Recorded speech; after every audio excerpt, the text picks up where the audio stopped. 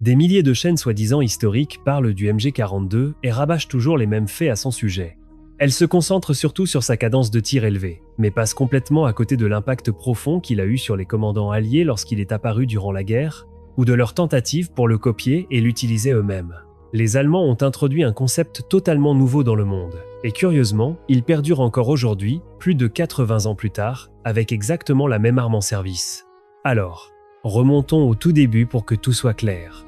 Après la Première Guerre mondiale, les mitrailleuses ont démontré comment elles pouvaient transformer la guerre et leur présence était manifestement devenue incontournable. Cependant, les Allemands faisaient face à deux problèmes dans les années entre la Première et la Seconde Guerre mondiale. Le premier, c'est qu'ils étaient interdits de développer des armes parce qu'ils avaient été tenus responsables de la Première Guerre mondiale et qu'ils l'avaient perdue. Mais ce n'était pas vraiment un problème car ils le faisaient quand même, simplement sous des noms de code et en utilisant des entreprises hors d'Allemagne où, en théorie, les restrictions ne s'appliquaient pas. Ensuite, ils envisageaient une nouvelle tactique de combat au lieu de l'impasse sanglante des tranchées qui avait caractérisé le front occidental. Ils voulaient quelque chose de léger et mobile pour la Blitzkrieg.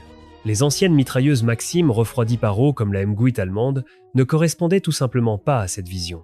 Elles étaient servies par un équipage d'au moins 5 hommes et pesaient plus de 45 kg avec l'eau, le trépied et tout le nécessaire. Alors, dans le plus grand secret, les Allemands ont entamé leur quête vers la légendaire MG42. Les premières versions de mitrailleuses légères refroidies par air qu'ils ont créées, comme la MG13, étaient alimentées par chargeur et ne contenaient que 25 cartouches, ce qui leur donnait à peine 2 secondes de tir continu. Ou bien elles utilisaient des tambours de 75 cartouches qui n'étaient pas fiables. Ils ont donc continué leurs efforts pour créer une mitrailleuse vraiment moderne. Mais pas n'importe quelle mitrailleuse. Les Allemands voulaient ce qu'on appelle aujourd'hui le concept de mitrailleuse polyvalente. Ils voulaient une bonne arme qui puisse fonctionner dans plusieurs configurations différentes et être montée sur tout. Des véhicules aux chars, en passant par les avions, et même être utilisée contre les aéronefs volant à basse altitude, en configuration légère ou lourde, tout ça avec une seule mitrailleuse. Et ils l'ont fait. Je parle ici bien sûr de la MG34 souvent négligée, la prédécesseur de la future MG42. Maintenant, pourquoi est-ce important ? Eh bien, le truc, c'est que la MG34 était la toute première mitrailleuse polyvalente au monde, avec une alimentation par bande fiable et assez ingénieuse, et un système de changement rapide de canon. Quand elle est apparue pour la première fois sur le champ de bataille durant la guerre d'Espagne, que les Allemands utilisaient pour tester leurs nouvelles armes, personne au monde n'avait quoi que ce soit qui ressemble de près ou de loin à une telle arme. Mais les Allemands n'étaient toujours pas satisfaits et ont demandé à leurs ingénieurs de créer quelque chose d'encore meilleur, mais aussi de le rendre nettement moins cher et plus rapide à produire en masse. Vous voyez, la MJ34 était une machine de qualité, délicate. Elle était fabriquée à partir de pièces en acier usiné avec des tolérances serrées qui nécessitaient une main-d'œuvre qualifiée, environ 150 heures hommes pour une seule unité. Et elle n'était pas bon marché.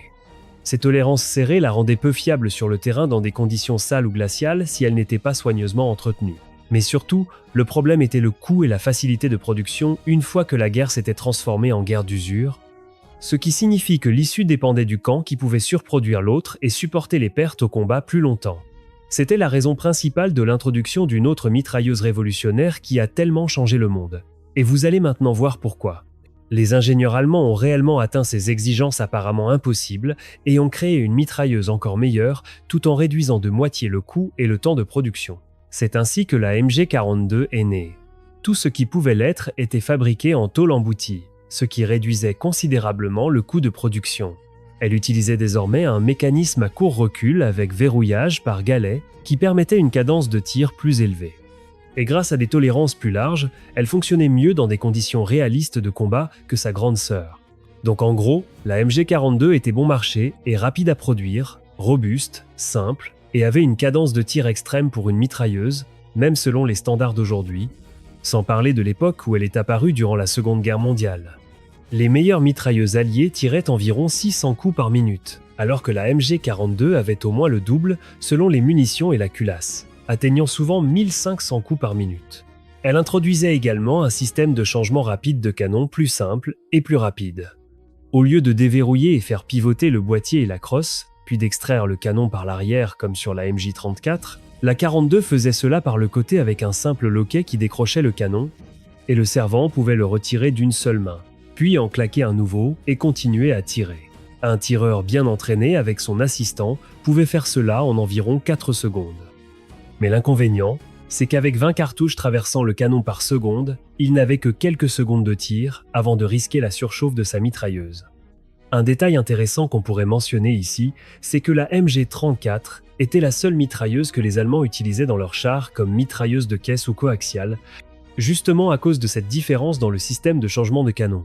S'ils avaient voulu faire fonctionner la MG42 à l'intérieur d'un char, ils auraient dû complètement repenser l'intérieur.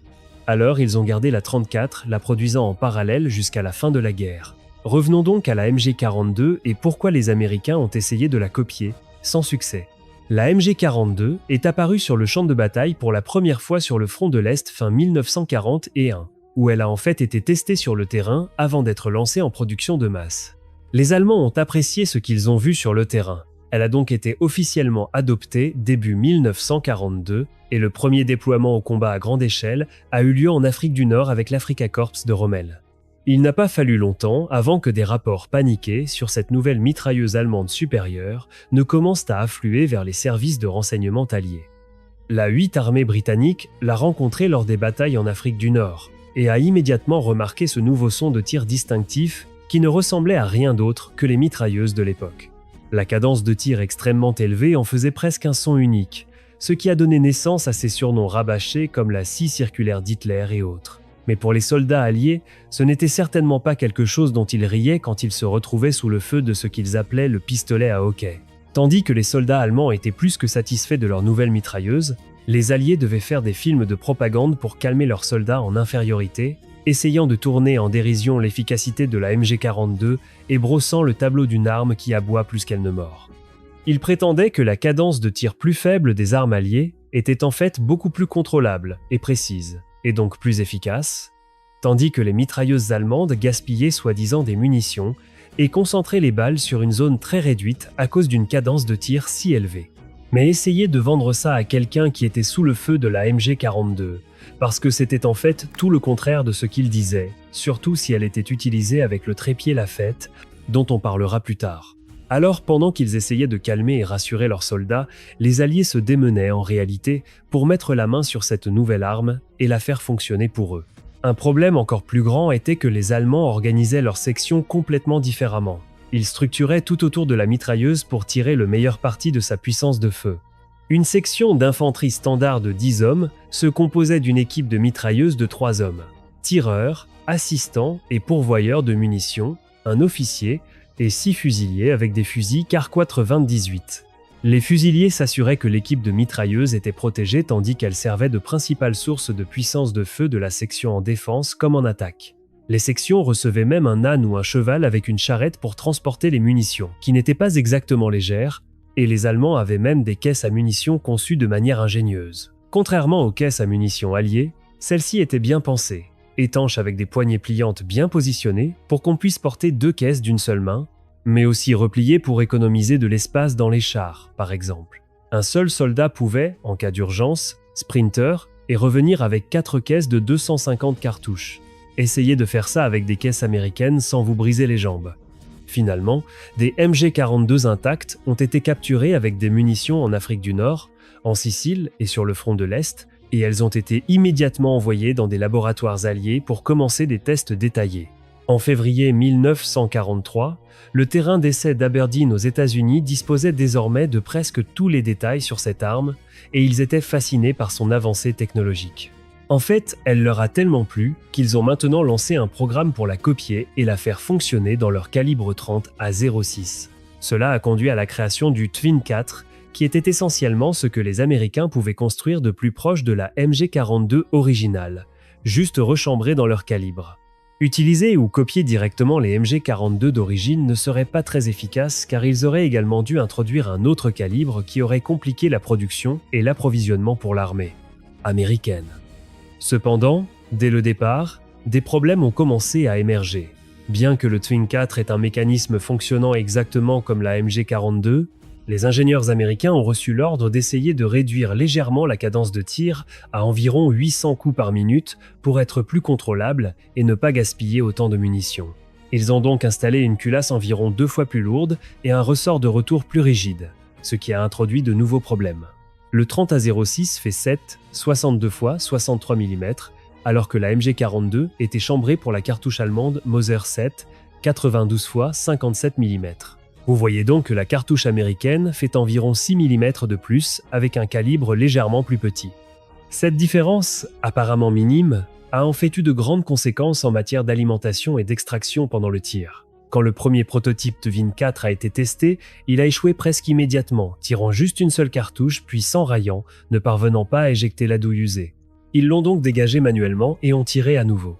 Mais la même chose s'est produite. En gros, ils avaient maintenant une MG42 à un coup. Le deuxième prototype a donc été construit et pouvait effectivement tirer en automatique. Cependant, il souffrait aussi horriblement de pannes fréquentes d'éjection et d'alimentation. Sur 1500 coups tirés pendant les tests, il a eu 50 et un dysfonctionnement. Et aussi, il avait une cadence de tir d'environ 600 coups par minute seulement, soit la même cadence qu'ils avaient déjà dans leur mitrailleuse. La culasse extrêmement lourde réduisait trop la vitesse de cycle et ajoutait également une augmentation significative de la masse en recul qui cassait des pièces de l'arme après seulement quelques centaines de coups tirés. Les ingénieurs américains ont vraiment essayé de faire fonctionner cette copie par ailleurs excellente. Mais en mars 1944, ils ont finalement abandonné et décidé de mettre le projet en pause et de se concentrer davantage sur la production des mitrailleuses qu'ils connaissaient déjà. La racine des problèmes était jugée être la cartouche 30-06 qui était simplement trop longue pour la conception originale de la MG42. Donc la faire fonctionner dans ce calibre nécessiterait plus qu'un simple rechambrage avec un nouveau canon, mais essentiellement construire l'arme complètement à partir de zéro. Ce qui en soi a tué l'idée de simplement copier une meilleure conception allemande et de la déployer rapidement pour équilibrer la puissance de feu. L'armée américaine a continué à pousser ce qui fonctionnait déjà, se concentrant sur la 1919 améliorée avec crosse et bipied, et le bar pour servir de renfort de puissance de feu de la section. Ils avaient aussi un nombre énorme de M2 Browning, les légendaires calibre 50 qui étaient trop lourdes pour l'usage de l'infanterie standard, mais étaient montées sur littéralement tout ce qui avait des chenilles, des roues, des ailes, et même sur des bateaux. Elles ont causé pas mal de maux de tête aux soldats allemands qui détestaient la puissance destructrice de la cartouche 50 BMG. Et dans les dernières phases de la guerre, elles étaient littéralement partout sur le champ de bataille. Cependant, cet échec à copier directement la MG42 ne signifiait pas que les Américains n'utiliseraient pas ces éléments qui étaient bien meilleurs que ceux de leurs mitrailleuses. Dans les années 1950, après la fin de la guerre, ils évaluaient l'ensemble du concept de mitrailleuse polyvalente et ont réalisé que les Allemands avaient raison. Il est bien meilleur d'avoir une bonne arme et ensuite de la faire fonctionner dans tous les rôles que de fabriquer chaque type séparées comme des mitrailleuses légères, moyennes et lourdes, chacune avec des systèmes ou calibres séparés. Ils ont donc pris note du FG42 allemand, qu'on appelle le fusil de parachutiste. Ils ont vu son ergonomie assez bonne et sa taille compacte, un meilleur système à gaz pour la nouvelle cartouche Autan 7, 62 x 51, et ont décidé de le fusionner avec le système d'alimentation par bande de la MG42 et le système de changement rapide de canon avec quelques touches américaines. Cela a finalement créé la mitrailleuse M60, qui deviendrait célèbre durant la guerre du Vietnam. Bien que les premières versions n'étaient pas très fiables et que le système de changement de canon fonctionnait plus en théorie qu'en pratique. Avec le temps, ils ont résolu tous les problèmes et les versions ultérieures de la M60 étaient des mitrailleuses polyvalentes assez solides. Elles étaient montées massivement sur des jeeps, des camions, des véhicules blindés, et même des hélicoptères et des bateaux dans toutes sortes de configurations et modifications de terrain. Elle avait environ la moitié de la cadence de tir de la MG42, mais le système d'alimentation était directement inspiré de la MG42, tandis que l'ergonomie et le système à gaz, comme on l'a dit, venaient du FG42 avec d'autres modifications des ingénieurs. Maintenant, le vrai rebondissement dans l'histoire de la MG42 se produit en fait après la guerre pour laquelle elle a été créée. Vous savez tous comment ça s'est terminé pour les Allemands et tout ça. Ils étaient donc à nouveau, dans les années après la guerre, essentiellement interdits d'avoir une armée. Mais cela a changé avec l'alliance de l'OTAN. Vous voyez, après la guerre, les Américains n'étaient pas les seuls à essayer de copier ou d'utiliser les stocks capturés de cette mitrailleuse incroyablement efficace. Par exemple, la Yougoslavie a créé l'une des meilleures copies directes de la MG42 dans le calibre d'origine, réduisant juste un peu la cadence de tir et la renommant MK53. Ils l'ont produite en masse et adoptée pour leur armée, et elle est restée en service pendant des décennies. Mais le plus grand adopteur de la MG42 après la guerre, et ceux qui l'utilisent encore aujourd'hui, ne sont autres que les Allemands. À nouveau, dans les années 1950, L'Alliance Autain nouvellement formée a autorisé l'Allemagne de l'Ouest sous leur contrôle à se réarmer et former une nouvelle armée désormais en tant qu'alliés. Les Allemands ont donc jeté un œil aux mitrailleuses les plus modernes de l'époque et ont réalisé qu'ils avaient déjà quelque chose de bien meilleur et qu'ils connaissaient déjà. Ils ont pris la conception éprouvée de la MG42 et l'ont réadaptée pour le nouveau calibre standard Autain 7, 62 x 51, bien qu'ils aient également continué la production des MG42 d'origine dans le calibre d'origine. Parce que les plans techniques de la MG42 avaient été saisis par les soviétiques à la fin de la guerre, l'entreprise allemande Rheinmetall a dû faire de l'ingénierie inverse et effectivement copier leur propre mitrailleuse. Cette modernisation de la MG42 a conduit à la création de la MG3. Outre le nouveau calibre Autain, la MG3 est venue avec quelques ajustements pour un combat plus moderne, comme des montages pour véhicules et une métallurgie et finition légèrement améliorée, mais elle a conservé la cadence de tir extrêmement élevée et a en fait été livrée avec deux types de culasses de poids différents. La culasse standard donnait la cadence de tir d'origine d'environ 1200 coups par minute. Mais si nécessaire, une culasse plus lourde pouvait être montée à la place qui réduisait la cadence à environ 800 coups par minute. Et cela pouvait être simplement fait sans changement dans le système de fonctionnement, juste en échangeant la culasse et en laissant la différence de poids faire le travail. Les soldats pouvaient donc régler leurs armes selon leurs préférences. Mais on a aussi mentionné le trépied Lafette plus tôt. Et c'est, si vous voulez mon avis, peut être la caractéristique la plus intéressante des mitrailleuses allemandes qui débloquaient leur plein potentiel. Et elle est également conservée avec la MG3. Mais la Feldafette moderne, bien que gardant le montage pour l'optique, n'a pas conservé la caractéristique la plus ingénieuse pour une raison quelconque. Ce trépied transformait donc la même mitrailleuse d'une configuration légère à lourde et fonctionnait à la fois avec la MG34 et la 42. L'arme était montée dessus et pouvait être utilisée avec une optique. Il avait des ressorts amortisseurs qui absorbaient le recul et rendaient l'arme très stable et précise même à longue portée. La gâchette était intégrée au montage et le tireur tirait sans tenir l'arme elle-même, donc les vibrations n'affectaient pas la visée. Elle pouvait même être utilisée pour du tir indirect, un peu comme de l'artillerie très légère pour le déni de zone. Cependant, la caractéristique la plus meurtrière qu'elle avait était le dispositif appelé Tiefenfeuer Automat, qui signifie quelque chose comme mécanisme de tir de recherche automatique. C'était essentiellement un calculateur analogique, un peu comme une horloge mécanique où l'équipage pouvait pré-régler des zones de tir en verrouillant des limites d'élévation. Une fois celle-ci réglée, le montage déplaçait lentement la visée de l'arme de haut en bas dans un arc pré-réglé pendant qu'elle tirait. Ce qui signifie que lorsque le tireur appuyait sur la gâchette, la MG balayait automatiquement une zone de destruction, promenant la rafale à travers toute une pente ou un tronçon de route sans avoir besoin de toucher les commandes. Avec ce montage, l'arme était aussi beaucoup plus basse au sol, et le tireur pouvait même tirer à travers un viseur périscope tout en restant à couvert. Cela rendait la position beaucoup plus difficile à repérer, et évidemment plus difficile à neutraliser. Les Allemands utilisaient parfois cela pour créer le chaos et la confusion sur le champ de bataille en positionnant la mitrailleuse et en attachant une ficelle à la gâchette du montage. Ils la déclenchaient ensuite à distance depuis un abri sans même être là, et l'arme balayait la zone de destruction tant qu'elle avait des munitions. La MG42 avait tellement profondément changé le monde des mitrailleuses que presque toutes les mitrailleuses polyvalentes après la Seconde Guerre mondiale ont incorporé une inspiration ou une autre de celle-ci.